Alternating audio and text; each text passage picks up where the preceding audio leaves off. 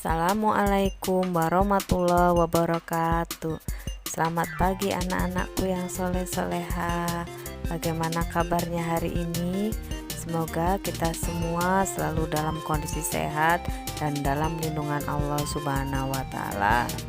Tetap semangat meskipun kita belajar di rumah.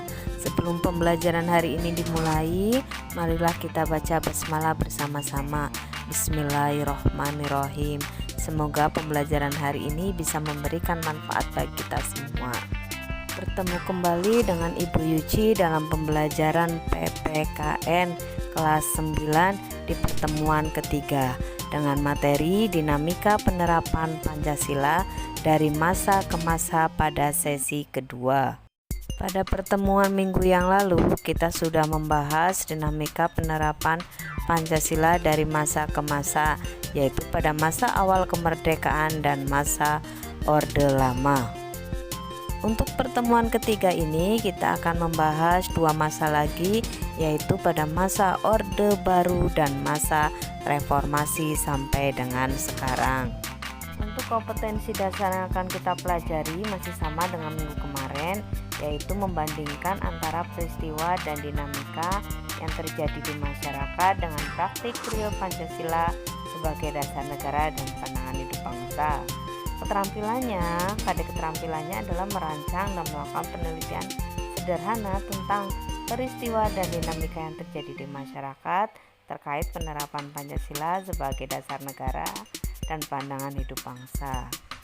Pembelajaran kita hari ini adalah mendeskripsikan perkembangan penerapan Pancasila sebagai dasar negara dan pandangan hidup bangsa pada masa Orde Baru dan Reformasi. Untuk tugas atau keterampilannya yaitu membuat peta konsep hasil telaah tentang peristiwa penyimpangan nilai-nilai Pancasila dan penerapan Pancasila dari masa ke masa. Minggu yang lalu kita sudah belajar penerapan Pancasila pada masa awal kemerdekaan dan pada masa Orde Lama. Masih ingatkah kalian bagaimana penerapan Pancasila pada masa awal kemerdekaan? Ya, betul sekali. Pada awal kemerdekaan, penerapan Pancasila sebagai dasar negara menghadapi berbagai masalah. Ada berbagai upaya untuk mengganti Pancasila sebagai dasar negara dan penyimpangan terhadap nilai-nilai Pancasila terjadi di mana-mana. Contohnya adalah pemberontakan PKI di Madiun. Bagaimana dengan penerapan Pancasila pada masa Orde Lama? Periode Orde Lama ini dikenal sebagai periode demokrasi terpimpin. Demokrasi terpimpin merupakan sebuah sistem demokrasi yang seluruh keputusan dan pemikiran dalam pemerintahan negara terpusat pada pemimpin negara. Pemimpin negara pada saat itu adalah Presiden Soekarno. Sehingga pada saat itu terjadi penyimpangan terhadap Undang-Undang Dasar Negara Republik Indonesia tahun 1945. Antara lain adalah Presiden Soekarno ditetapkan sebagai presiden seumur hidup. Nah, sekarang marilah kita belajar penerapan Pancasila pada masa Orde Baru. Era Orde Baru dalam pemerintahan dimulai setelah melalui masa transisi yang singkat, yaitu antara tahun 1966 sampai 1968 ketika Jenderal Soeharto dipilih menjadi Presiden Republik Indonesia. Era tersebut kemudian dikenal sebagai Orde Baru dengan konsep demokrasi Pancasila. Visi utama pemerintahan Orde Baru ini adalah untuk melaksanakan Pancasila dan Undang-Undang Dasar Negara Republik Indonesia tahun 1945 secara murni dan konsekuen dalam setiap aspek kehidupan masyarakat Indonesia. Dengan visi tersebut, Orde Baru memberikan secerca harapan bagi rakyat Indonesia, terutama yang berkaitan dengan perubahan-perubahan politik dari yang bersifat otoriter pada masa demokrasi terpimpin di bawah Presiden Soekarno menjadi lebih demokratis. Harapan rakyat tersebut tentu saja ada dasarnya. Presiden Soeharto sebagai tokoh utama Orde Baru dipandang rakyat sebagai seseorang yang mampu mengeluarkan bangsa ini dari keterpurukan. Hal ini dikarenakan beliau berhasil membubarkan PKI. Dalam pemerintahan Orde Baru juga terdapat kelebihan dan kelemahannya terhadap penerapan Dasar Negara Republik Indonesia tahun 1945. Beberapa kelemahan atau penyimpangan penerapan Pancasila pada masa Orde Baru adalah munculnya berbagai kasus pelanggaran HAM. Contohnya adalah kasus Tanjung Priok, kasus Martina, kasus wartawan Udin dari Harian Bernat Yogyakarta, dan lain-lain.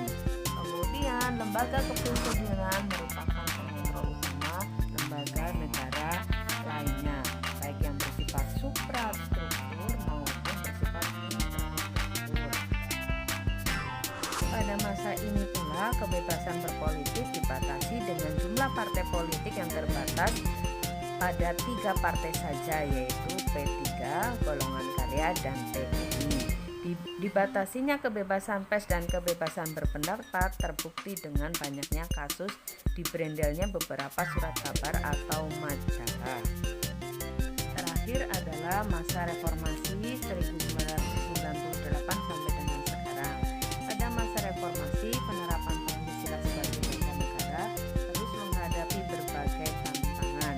Penerapan Pancasila tidak lagi dihadapkan pada ancaman pemberontakan yang ingin mengganti Pancasila sebagai ideologi lain, akan tetapi lebih dihadapkan pada kondisi kehidupan masyarakat yang diwarnai oleh kehidupan yang serba bebas. Kebebasan yang mewarnai kehidupan masyarakat Indonesia saat ini meliputi berbagai macam bentuk, mulai dari kebebasan berbicara, berorganisasi, berekspresi, dan sebagainya.